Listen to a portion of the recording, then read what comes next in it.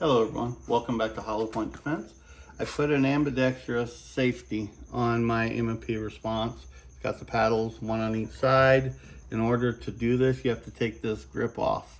A 3/16 hex driver to take that bolt out.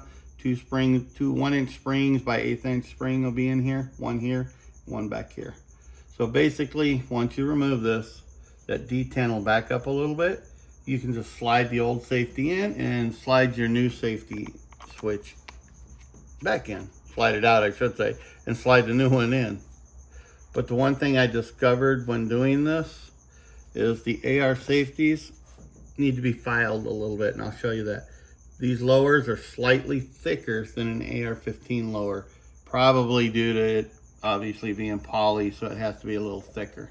So what I did, or had to do, is I had to file the back of these by about a 32nd of an inch on each side to get these to work, because if not, they were rubbing on the plastic pretty bad. But the phase 5 one I got right here is pretty easy.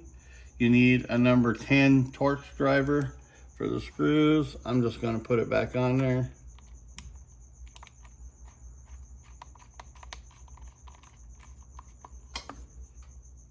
And there we go. It works just fine. And there's no rubbing. It's great.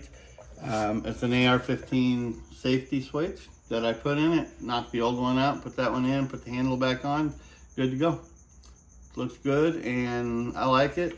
I actually have the Elfman tactical switch, the push button.